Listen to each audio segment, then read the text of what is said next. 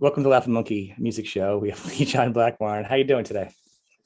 I'm good. So that was what, take three? Am I allowed to say Take that? three. You can say that. You can break the fourth wall. Yeah, We that's all can, good. me, So we've been talking for a while, and we decided we start the show now. yeah, we've been just talking and putting the world to rights, I think. And It's because it's in the music world, it's almost like everybody's just like long lost friends. You can be more comfortable with somebody who does music than you can be with your own relatives. well, we were talking exactly about this, whereas you meet people that are into the same music or into the same kind of cult movies or whatever, and suddenly you've made like a new best friend. And I remember I was on holiday like in the south of England, and I was meeting an old friend. He lived down there, and we were sat having a beer, and he's got this crazy like rat bike. He looks like something out of Mad Max type of thing. And people would come up and want to take photographs of it. And we just wandered down and started chatting to the people. And this guy, he was like an older guy, and he had this T-shirt on saying "The Slaughtered Lamb," and I was like, "Dude, I love that T-shirt. What the hell, you know?" And obviously, you got to know the movie. It's American Werewolf in London. John Yep, Landis, one I, of the best as movies. I do because And you yeah, of have course, to. right? So suddenly, we're in this conversation, and he's in the pub, and like we're there, and I've made new best friends, and that's kind of how it works, right? It's kind of like it's finding that middle ground, and it's It's really a easy to do commonality, that with music, right? and I will add two things. First off, the effects in that movie to me is one of the groundbreaking effects, Wow. right? Do For you- back then, especially, it still holds. It still holds. It's not cheesy. It still holds. So that I just have to say on an off music note because, right? Everybody go watch yeah. that. I mean, if any of your listeners or viewers haven't seen American Werewolf in London, it's a black comedy. It's probably from the early '80s. Go and watch it. It's amazing. And when I was a kid, it scared the bejesus out of me. And I think as I grew up, like I had to like force myself to watch it because it was the only thing that terrified me. And so it's like one of those things. It's like a car crash. You can't help but look. And now it's probably it's in my top 10 of great movies of all time. And I made my partner watch it, and she's like, "Yeah, it's really cool." And there's no CGI, and I hate CGI. Anyone that knows me, yeah, Well, I can't it really goes stand it. back to the skill of the craft of making the special effects. And it's really brilliant. And I don't think anyone's really done like that. I think like when Bram Stoker's Dracula, when they redid that at one point in the 2000s, I think they tried doing the old Oh, effects with really? I didn't mirrors watch. and Yeah, I didn't watch that one. no, But but I but think he was trying about when I'm saying, remember the effects, they tried to go old school. They're talking about like the mirrors and smoke, and they were trying to do yeah, less CGI. So okay. so I respected that. So that was yeah, Jaws is mine, and guess what? I still can't get in the water. But that's another issue. I've talked about Really? that Well, before too. yeah. If you We watch my watched that shows, as you well. I know. mean, Ooh, what a great movie that is. I mean, terrified, even terrified. just Peter Benchley, he's a great writer anyway. And I've read The Deep as well, which I love. And they made a movie Yep. in the I saw it. '80s, which is based in Bermuda and stuff, which isn't great. The book's better, but it's kind of he's a great writer as well. He's a fantastic writer. So, and I think that's what lacks a lot in modern movies is the writing. You will get them, you will find them. They're hard to find. There's so much crap out there. I don't know if it's just me or if it's me and my partner arguing what are we going to watch on Netflix and Amazon Prime or whatever. And we're just Mhm. scrolling through. And I'm like, no, no. And she's like, you're impossible. And I'm like, no, no. Does anyone else 30 go through minutes in, this? It's like it shouldn't be that hard, right? 30 minutes in, or sometimes you're like, everything looks horrible to you. Like, oh my God, you're watching. You're like, there's like three or four shows you want to watch. And you go, remember that.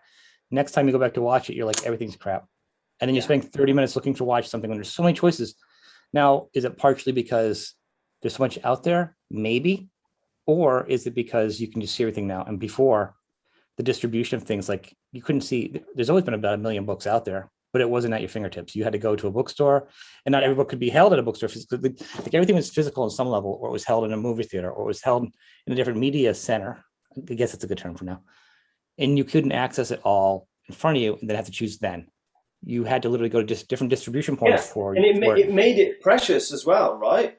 It made it it. precious. Like I used to get paid on a Friday. Saturday morning, I was in the city Record store. spending all my money on records. It's the most ridiculous thing. which I've now given away. I gave them all, like all my vinyl. Oh, come on. This is a I bad had start. hundreds Don't tell me that. of records.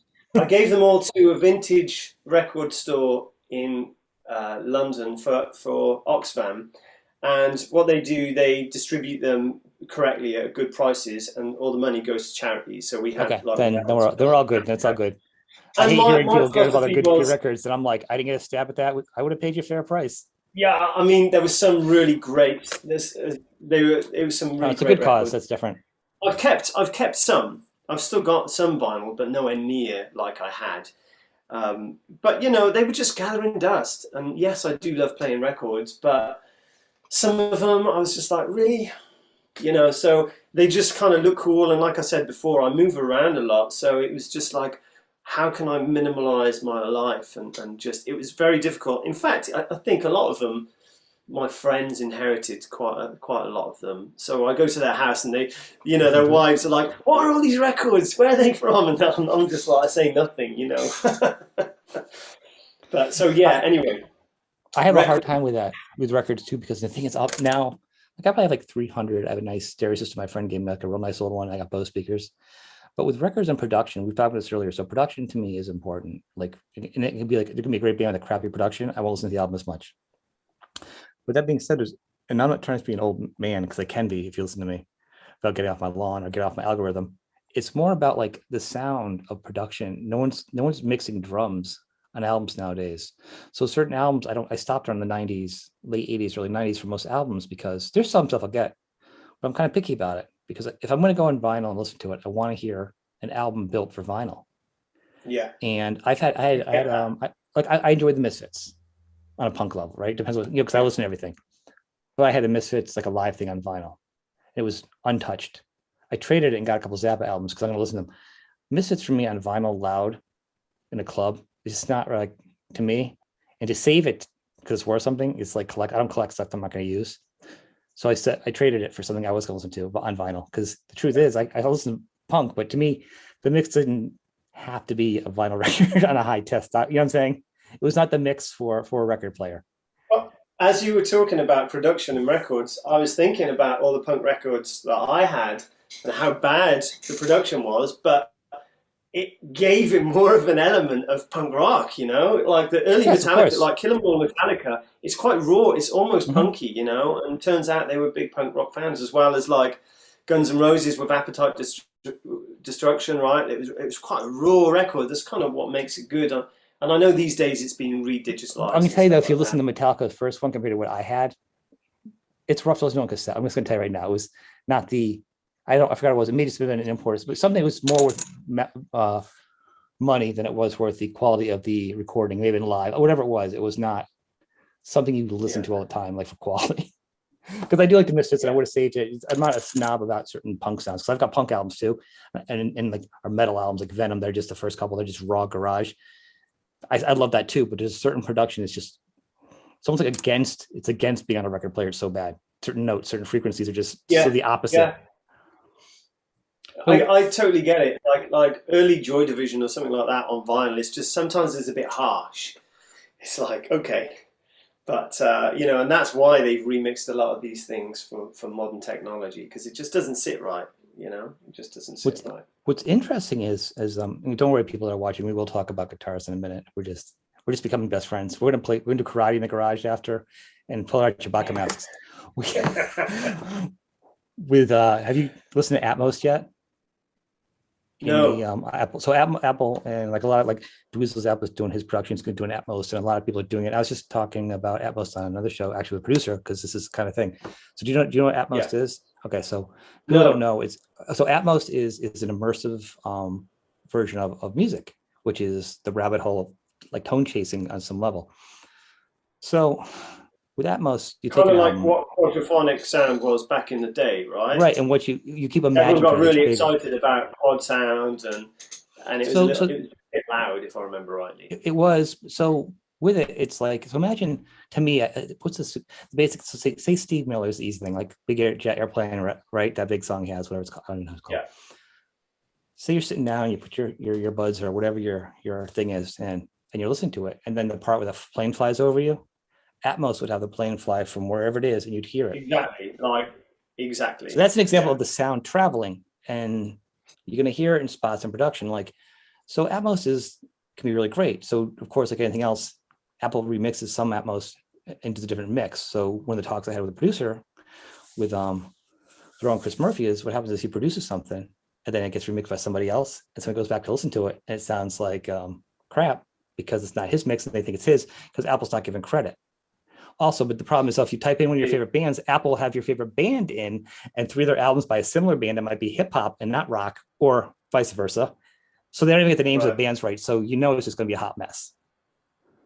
Step it back though, that's the sound it does. So like Zappa's going to start doing all his albums in Atmos, which is going to be great. Okay. Right, left here, behind you. I think Trent Reznor released the Downward Spiral 5.1. I probably bought it because I used to buy everything of his and listened to it on my 5.1 system probably twice and went, oh yeah, it's really cool. Maybe it's just another fad. I don't know.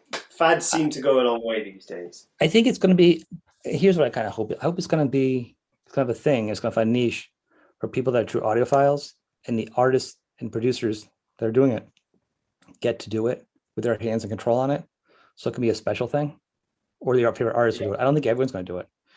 So if you go on Apple and iTunes, there's actually areas just set just for different artists and do all different types of music in their Atmos. So I went on and I listened to. I'm like, well, first off, it depends what you're going to listen to in Atmos, because I'm not going to listen to an artist like The Weeknd. I don't know some like I'm not going to dog them, but that's not my thing. But to me, the mix the Blade Runner soundtrack or something, the new Blade Runner soundtrack, right? I would imagine that would sound amazing. It sounds amazing anyway. There you go. Well, that's my whole point. There's certain things that are not going to be an Atmos-y thing. It can still sound good if you like the artist, like a Taylor Swift or something. I don't know. I'm not dogging Taylor Swift, but I'm saying, but I don't know what the production is there. What I can say is listening to the Beatles in Atmos, you're like, that's kind of fun. It could be dangerous too, especially if you had a smoke, man. It's just like, so you know what I'm saying? So you're like, you fall in love again. Yeah, totally. So to me, and then so like I did, I'm like, everyone's probably goes to the pop stuff. I'm like, ooh, it's they did Beethoven in Atmos. Like, I'm that guy. Well, because you can hear the strings, you can hear the whole orchestra, which is a whole production once again, and you're like, it feels like you're you've got me intrigued, man. You've totally got me intrigued now. Depending on who it is, the Beach Boys, you know, Pet Sounds, here's that Atmos. So there's things that can be a lot of fun if you really appreciate music. So once again, that could be a deep dive. And then but the problem is if you're an artist, remember we talked about doing the thing like if you recording, if you have the little plug-in for your guitar and you're playing with a tone, it takes 20 minutes before you record. Imagine saying, I'm going to write a song now and I have some ideas. I'm going to do it in Atmos too. You'd never get the song done, right? How long is it going to take you? Yeah, surely it's got to come post-production though, Atmos. I mean, I don't know. Yeah, but you'd start writing with that in mind, though, wouldn't you? How it works, you know, knowing something about production, it must come later because you got to lay the instrumentation, right? So. But if you're writing a song and you know you have the skill and you're doing your own production, you're going to do the mix. You're going to say, you know what, I want this here. That's the thing. Production is used as a creative tool now, isn't it? Like, right. I was watching, I think his name is Woodkid. I don't know. He did some like famous people's music videos or something, but it turns out he's like an artist as well. And I was watching his stuff, and he's like this super talented dude that writes this bizarre cinematic electronic music, and it takes it on stage and performs it with all these visuals. It's kind of like my dream. This guy's living my dream. Send me his link after too. I want to check it out. Yeah, and I was just like, wow, he's incorporating all these things like Ridley Scott does it with music or whatever to create tension, but he's using the production creatively to create something you haven't heard. See, that's a tool. That's another writing tool. So I'm saying, so if you're thinking about that, that could be a whole other thing, because then you're thinking your song like, well, if I have this other options now, what other soundscapes can I add? It's endless now, isn't it? I know. So go listen to it and then come back to me. My big problem with a lot of modern music now is, I guess maybe I'm a bit old school, where I was massively into tech. I studied engineering and stuff like that, and music production. I've written stuff for TV shows and all that kind of jazz. And now I find nothing better than just sitting with an acoustic guitar, one mic, and that's it. The mic is still set there where I was just recording earlier, and the guitar's not plugged in or anything like that. It's just one Mhm. mic, room ambience, and I'm the same way. I go. literally just go for recording and stuff and point for track. And I went and learned digital. And tell you what, what I was excited about. I saw talking to Stephen Piercy, and I said, Stephen, I said, so you have an interview, and he pulled it out. He has an old tiny Vox drum machine. And I was so excited to Yeah, talk about that because that's it. He writes his yeah, basic songs, got a guitar, a tiny little drum machine. I mean, he has everything else, but you go back to the simplest parts of the core of a song. That yeah. being said, let's talk about you. I came to you a few years ago, or I can't date, when I started picking up playing guitar late in life. You were one of the people I've gone to. There's a handful of people out there that are do a good job. And everyone does it differently, like a podcast. Yeah, everyone I, does it different. Everyone's got their which is own good, approach. right? But everyone has a different flavor, which is really good because but I always find myself. You're one of the guys I've consistently gone back to and subscribed to. You're always on my feed, and I watch you sometimes, in the background. Even if I don't have a guitar, I mean, like, I thought I was the only crazy I person. appreciate Apparently, that. And there's other we were crazy saying people. earlier, yeah, I was telling you earlier that people message me and saying that they've been watching me for 2 years and now they're going to go and buy a guitar. I'm like, what? Well, I would People say I people think watch me without a guitar on their lap. I find that fascinating. But yeah, thank you very much. I appreciate that, dude. I well, appreciate you're that. welcome. I was saying also that's kind of funny. Like I hear your voice. So I was reading your response earlier. I was hearing your voice and you're talking. You get the Morgan Freeman, the deepness of your voice, the accent. It's very relaxing. It's very calming, and I think it helps as a teaching because you have a very. It's that I'm sitting with you. I got patience. I'm learning. This is just fun type of Yeah, atmosphere, and you break down the songs in a very nice way. That's simple, but also smart. You know, and it's a thanks. trade-off where you got to find a balance of that. Because you don't want to talk Yeah, down. sometimes people complain that sometimes I oversimplify, which yeah, of course I do sometimes, and then sometimes I don't. But it just depends on the context of the song, really, and how I approach things is probably very different to how someone that's classically trained would approach a song. And I can only teach how I've learned, and because I'm self-taught, I didn't have a teacher at all. I've sat down with people in the past, like teachers, and picked up stuff, but I was completely self-taught and not out of a book. I just picked stuff up, and it's kind of like that's how I used to break down songs. And back in, sounding like an old man again, I used to sit next to my cassette deck and press rewind and play and just get the bit, and then I can't do pause that. and I can't do rewind and that. play until I had it. And it only occurred to me, I think I didn't buy a guitar tuner, or I was bought a guitar tuner by my girlfriend at the time. Her mother bought me one for my birthday. It's like, why? But anyway, I ended up with a guitar tuner, probably because I was on stage and I wanted something Yeah. professional. But I'd never had a guitar tuner. I've been playing since I was about 12 or 13, and then I realised, oh my God, most of the time I was tuned to E flat without knowing, and it Not was just realizing like it. it occurred to me for such a long time that no wonder I found it difficult to learn these songs because sometimes they tune in low and I just didn't recognize that. So it's just stuff like that that I try and take into consideration when I'm teaching something that you might not have thought of as a listener or a That watcher. I agree, and I want to say something to this, and just to my viewers and to your viewers. I think what makes me crazy is not just bullying on the internet, but people's opinions on the internet. You, like other people, offer a Don't service get me for started, free. man. No one's making rich off the. I'm not making money off YouTube. You're not making, because when you do your stuff with copyright songs, you're not making money off it. A lot of this is because we love what we do. We're offering what we have, and if that's not for you, then that's fine. But to say you are oversimplifying it, there's a million high tactical ones on different things that they can go to, or they could pay for somebody. You're doing what you feel is the best translation to help other people where you were. And someone like me, I love it. Exactly. I have to say, in general, Right. 99.9% of Well, I'm not people saying people are bad. Bad. I I'll love let it. you say that. No, no, However, no. however, there are people out there that It's most of the them. keyboard I warriors that remember just I bitch remember about seeing it. an interview with John Mayer, and he said, I get a lot of hate online, which of course we all get hate online for whatever reason. You don't have to do anything to get hate online. And he said, well, it's probably some 9-year-old kid. And if I was to go around his house and knock on his door and say, hey, why are you slagging me off? He'd be like, oh my God, John Hayes at my door, I love you. And it's most of the time it's for other reasons. It's they're Hmm. feeling bad about themselves. They want attention.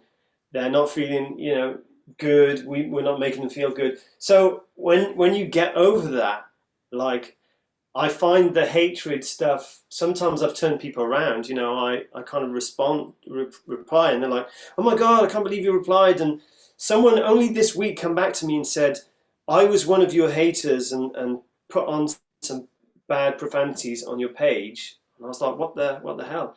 And he's like, "But I've come back 2 years later, and now I realise you're a great teacher and all this other stuff. And thank you." So I was just like, "Well, That's funny. I didn't do You anything." actually have it.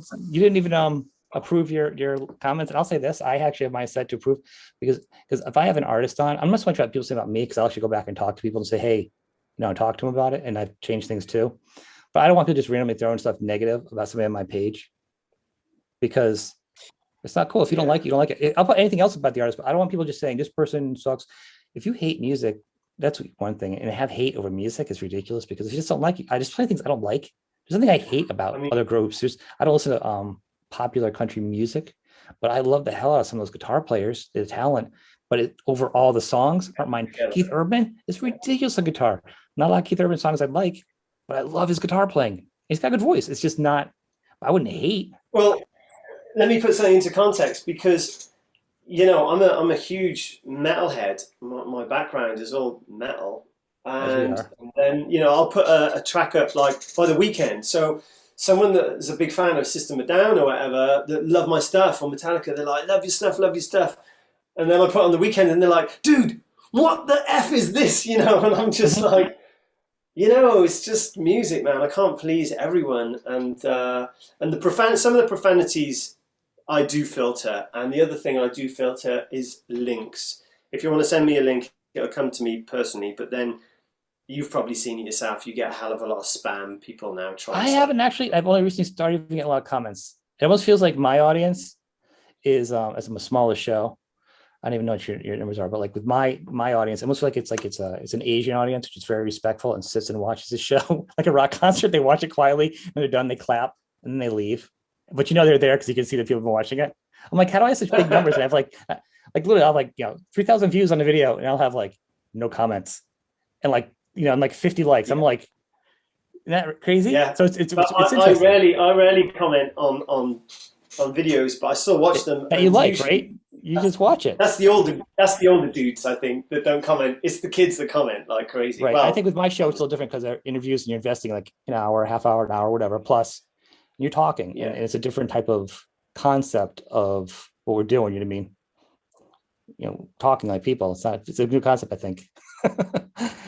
with yeah, with your yeah. I mean, so the thing is like with songs, so like let's say you do in the weekend, the things I've learned as I play guitar is there are artists that say like you grow up, you're like, oh, the Eagles, yeah, you like the songs in the back, but it's like the background or whatever. And it wasn't a big Eagles fan, but I didn't hate them. But you start playing guitar and you're like, oh, I'm just using an example. Oh, that's how that song was written. That's how like it was performed on the guitar and the neck. Like you rediscover how songs are written, and you're like, oh, I get it on a different level. There are so many artists I didn't well, like to listen yeah. to, but start playing guitar, you're like, oh, I have a different respect for them. Still might not listen Yeah, to I as was much, waiting for you to but say, I was waiting for you to say this, and I've taught for nearly 20 years the guitar, and I used to go to people's houses. I taught in schools and universities, um, and there was this one lady I used to teach. She was in the 60s. She's still a friend of mine, and I started teaching her Paul Weller's Wild Wood, and it's just I had certain songs that fit certain mhm. criteria that would be good for whatever. If you're trying to be introduced to jazz chords, whatever, right? And she was like, I can't stand this song. I can't stand this guy. I'm not going to learn. And I said, look, just humor me. It's a couple of chords. Let's just play it. Right. So she did, and 2 weeks later, she's like, "I love this song. I was so wrong. I absolutely love it." And it's just that's the effect of music. And back in the day, I did some session stuff, and I played weddings and things like that. And people always got like, "Can you play this at my wedding? It's my favorite song. I love it." And I'm like, "Yeah, of course." And so I go away, and I'm like, "Oh, I can't believe I have to learn this song." And whatever, I'm not going to mention songs, but I end up falling in love with them because they were sometimes a challenge for me. And then it's like, oh, actually, this is really cool. And I fall in love with these songs. And one Mhm. of those songs was Blackbird by Paul McCartney. Because I was a metalhead, I was like, yeah, I wasn't really into Paul McCartney, whatever. And I learned Blackbird to play. Someone wanted to walk down the aisle to it, right? So I learned to play it. And I've just fell in love with the song, you know? And yeah, so it happens. It happens to me as well. It happens to me. There's so many bands like the Moody Blues or things that I like, I never would have listened to prior. And so I find it Precisely. hard. Isn't that a great thing? Isn't that a great thing? And so that's kind of my outlook. It's like, right, these are simple songs, but these are great, great, beautiful songs. And I'm sure if people realize they're just 3, 4 chords, they would also fall in love with them as well. So Which is my that's kind point of of my why outlook, why not why to be bring it up. You do stuck in that. one genre, you know? I love you do So that. I mean, to me, that's one of the things about your channel that you do that I love. That not a lot of people do because you're not locked in. You know, you're teaching that way. You're showing different things. It gets yeah. exciting. It's fun, and I find it hard to believe that somebody considers themselves a musician, and you start playing other people's music that you can't at least respect them. Like I hate that group. Yeah, but have you tried playing? Maybe you like softer music, you like jazz. I hate Slipknot. I know, but have you played some Jim Root guitar? Yeah. You might not like him afterwards, but you'll respect him. Yeah, totally. Totally. So And to that point, he also is underrated. But I don't want to go down that rabbit hole. But to that point, you know what I'm saying? Like, how could you hate somebody's playing or a song if you play their song once and you go, oh, I get it. I respect them, but it's, that's yeah. crazy to hear other musicians do that. Even Bob Dylan, we know he wasn't a great singer. We know he wasn't a bad guitar player, but we know he was like stuck in his kind of genre. But what an amazing songwriter, and just little combinations make greatness, and it's kind of suddenly I started listening to. I didn't really like Bob Dylan's voice, and then I found out that he wrote "All Along the Watchtower," that was one of my favorite songs of all time, and I was like, "What?" And so I started listening to Dylan and reading his lyrics, and I was like, "Oh my God, this guy is a freaking genius!" And just as a musician, not just as a guitarist, not as just a singer, as a musician, and that's what opens your eyes. And it's the same in art, whether you're into Jackson Pollock or whatever. It's the same in art and film and all these other things. Sometimes you need things to open your eyes and open your mind to different things. I would say, and to put a bullet on that, I think with like Bob Dylan, I enjoy him, but I'm not like a huge Dylan fan, but I've got some stuff of his and I'll hear it, whatever. It's more of a background thing for me, like a chill thing. Yeah, I'm the I've same. always appreciated his, I've appreciated songwriting and stuff, whatever, because it depends on mood I'm in. But I've always realized how powerful he is. But like I said, he's not always the best singer, but his songs are always been really good. As I've done this journey of this show, which is just like to me, these musical conversations with certain artists, you would not believe the conversations I've had of the power of metal and punk bands from the 70s that wouldn't say it at the time, but were influenced strongly by Bob Dylan. Now, if you think about it, the vocals were kind of whatever. He did whatever he wanted. They were political, or he said what he wanted. He was acoustically loved, and then they went electric, and everyone got mad at him, and he still did it. So he is so punk rock. If you really think about it, he's probably the original punk rocker. I totally get that. That attitude is, I'm going to do what you don't expect. Never apologized. He could have. We just didn't understand it either. I mean, yeah. I mean, there is like, I can't remember who I saw. I think it was on the TV. It's like an interview with Ed Sheeran. I can't stand Ed Sheeran. Okay. I'm sure he's a lovely person and this, that, and the other. But he was being interviewed, and they said, "Are there some songs that you don't like playing?" And he's like, "Of course. I've been playing these songs for 10 years. I can't stand them." And they say, "Well, do you stop playing them on stage?" And he's like, "Of course not. Because if you go to a gig and, I don't know, you're a Guns N' Roses fan, you go to a Guns N' Roses concert, you want to hear Paradise City, you want to hear Sweet Child of Mine, right? Mm-hmm. And if you don't, you feel loose changed, right? You feel shortchanged. And it's kind of, I remember seeing the Deftones once, and they didn't do like my favourite song or whatever. And I was just like, oh, man. I was so disappointed. In fact, I think I saw Clapton, and he didn't play Layla. And I was like, wow, man, you know. And it's just one of those things, right? Hasn't that changed as you've gotten older? Like I realize now if an artist doesn't do it, I don't really care. Like I think what broke me of that was the Black Crowes when they went through the phase when they weren't doing any of their songs and they were just doing jams. At first I was like, this sucks. And then I thought about it. I'm like, how much would it suck every day? You go to your job or you do something that's whatever you do all the time. And no matter how much you enjoy it, Yeah, eat chocolate cake every single day. yeah. Fifth Make year you in a row, miserable. you're gonna want to throw up. Yeah, yeah. Can I just say, I've just bought tickets to the Black Rose in October because Enjoy it for me. Because I absolutely love they them. were just here last week and I almost did it, but because of the way COVID is right here, I was on the fence about it. Yeah, a lot of I people literally, they are. just My opened friend here actually said they're 4 days still ago. on the fence, and Yeah. that's in October. So fingers crossed, everything's going to be cool. But there's a handful of us going already. It's supposed to be good, but like I said, I've already got 3 different sets of tickets. I've already been delayed or some that are coming up. I'm like, I can't buy another set of tickets and put in this like weird holding pattern. Yeah, I have so many shows right this is now. the new world we live in. But I agree with you. I wanted to see it too. So they are, Yeah. but they're doing their album, which is fun now. And it's fresh because they haven't done it in a while. So I'm okay if an artist does what they want to do. I mean, of course, I do like to hear some of my favorite songs from them, but I do get how boring it must get to Yeah, do the I same get it. stuff. I get it. And people that stick to their guns, like we were talking about Bob Dylan, fine, Mhm. go for it. I'm just glad I wasn't at the gig. It's like Yeah. yeah, whatever. But when I was growing up, when I was a teenager, I guess it was kids like Kurt Cobain that come about, and obviously I was brought up on Led Zeppelin and Eric Clapton and Pink Floyd and all this. I had my mother's records, but when I was a kid, I lived with my auntie as well, and her records were kind of like Bob Marley, the Sex Pistols, the Jam, like a lot of Black American R&B, Luther Vandross, all these beautiful artists, and so I had this massive eclectic taste. But, so I had all that and I had all the 70s rock and roll and everything. But in the 80s, we had like Van Halen, we had Joe Satriani, Stevie Mhm. Ray Vaughan.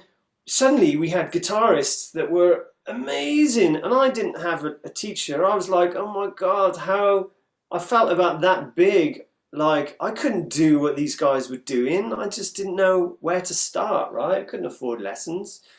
But then Kurt Cobain turned up, and this was a guy playing 4 power chords, screaming, trashing the stage, like with all this energy. And I was like, that's it. That's what I love. Suddenly I didn't have to be like Joe Satriani or whatever, or Steve Vai. I didn't have to be that guitar player anymore. I could just be myself. And I think that's the importance of true artists, not just talking about guitarists or singers, true artists being themselves and influencing people like me and to make me feel comfortable in my own skin and like not make me feel like I have to be this amazing musician or I won't be accepted. And now that's why I teach people to learn 2 songs, and you can write a song, 2 chords rather, and you can go away and write a song and change your life. Yeah, I'm not sure how many people have done that, but I but know. still. And I think that's perfect. And I know I think I talked to you forever. I know you have a limited time, but I do want to say if we could end on, because I could talk to you forever, your what you're doing now with your music, with your band. If we could just kind of touch on that so people know. Well, yeah. So I've played in many bands over the years, and and my kind of my soul brothers. I've had kids and stuff like that, so we live in different parts of the country, but we do try and get together, and the writing process is different. So now it's very much I write a lot of solo stuff, as I have done since the year dot. But what I used to love doing is getting into a room with the guys and presenting them with an idea, and then basically they dismantle it and put it back together, and I'd hate them, and then I'd listen to it years later and go, oh my God, they were so right. This is fantastic. But so I'm still kind of getting over that. But we don't have the opportunity to write like we used to, but we still try and do stuff online. So I'll send them some tracks. My bass player will lay down some bass with his amp sounds and everything, send it back. My drummer's got a setup, he can send stuff. So we're kind of doing stuff like that. And then I'm just cracking on with my solo stuff as well, which these days it's a little bit more acousticy. So it's not so proggy metally, you know, and maybe a bit more bluesy. I think I've always loved the blues and blues rock, that kind of stuff, that retro stuff. But at the same time as that, I work with another guy, another drummer, Henry Rogers, and what we've been trying to do is just get in a room together and see what comes out. And we're not dismissing any ideas. So we've both got a massive array of influences, but we meet in the middle in certain places. So it's very experimental at the moment. And I've released some stuff. There is some stuff out there. You can find some stuff on Instagram and things like that. I haven't published anything yet, probably because of me, probably because you know, it's maybe I think in my mind it's not good enough yet, or we haven't evolved yet as a team. But there may be some stuff on the cards, and then maybe we might go out and do some shows. But we'll see. It's early days yet. But as far as my own stuff, yeah, within the next couple of months, I'll probably release another EP or something like that. Good. We'll post it here for you. We'll support you. Want to come back and talk Oh, about it? great, man. I Whatever. appreciate that. I really appreciate it. I'm not rushing you on the show because I know you have a little limited time today. And no, it's okay. Talk listen, forever. well, I just wanted to thank you for inviting me on, and yeah, and it's been great to chat with you offline as it has been online. We've had It's some like I've known you forever. good chats, yeah. But you know, before I go, you know, I just want everyone to understand that the whole online lesson thing, it's like it's a passion of mine, and I don't get paid. And if you wanna reach out and get in touch for any reason, please do, and don't be frightened of getting in touch. If I get a ton of emails, and I can't always get to everyone. But reach out, and whoever I can help, I'll try and help, you know, and that's kind of how this thing works. Because I end up meeting people like yourself and you know, and everyone that supports me. It's like it keeps me going. Which, by the way, and I will say this: buy his shirts. He's got some really cool shirts. Yeah, I was everyone. The problem is, I've got some cool shirts, right? But everyone wants the baseball shirts that I wear. So the baseball shirts that I wear were custom made, and they're super expensive. But I'm actually chatting to the guy that owns the company, and I'm trying to get him to ship them worldwide, because they've got to go to Australia, New Zealand, India, the US, and so the other shop that I use, the Teespring, they don't do these shirts, unfortunately. But I do other cool shirts, so if you want to support, you do have a lot of cool shirts. And the problem is, I think people don't realize when you do a shirt, even if you do the shirt and you get the design to make, if you're doing something for your show for something to help bring in some revenue, because that's your job and you love it, but you know what I mean, if you're doing that, then the cost of the shirt and turn around, sometimes it's almost a wash, where it's like it's like almost a second job or a third job you have to maintain a shirt, and you're not making any money off that either. So it's not even really supporting you, it's just making more work. So yeah, that's a challenge. I make maybe 5% from the shirts. Right. I don't make a lot of money from them. Right, anyway. That's what I'm saying. By the time we bought the t-shirt, by the time we had them printed, by the time they're shipped, I don't want you guys paying $50 for a t-shirt. So, because you can, but fans should know this, like with you or other people, or even bands, like, I'm not paying this for a shirt at a concert. Let me tell you, a band has to buy a shirt, pre-step it, get all the sizes, put it in their truck, drive it, pay for the gas, pay for the merch person. And then when they get to the venue takes a percentage of the profit. After all that. Yeah, I know. That's like the mafia. I did it for years. So you're not even making money off the shirt. So a shirt that may cost $40, they may make $2 or $3 off of. Like, it's not like they're eating caviar in the back of this, truck. The best thing you can do to support any artist these days is turn up. If they're doing a show, go and turn up. And it doesn't hurt if you buy a shirt. If they're selling stuff, it doesn't hurt to buy some things too, though. Yeah. Or send blank checks, just cash in the mail to them to lead John Blackmore, cash. Yeah, I'm all up for that. If you want to send me cash, I'm fine with that. Just don't tell the tax man. That's right. So, yeah. Dude, it's been a pleasure to talk to you, an absolute pleasure. I don't feel like we've covered nearly enough ground of what we wanted to talk about. We didn't. I don't either. But I know you've got a schedule. We'll do it again, okay? Absolutely. We'll make this a thing, all right?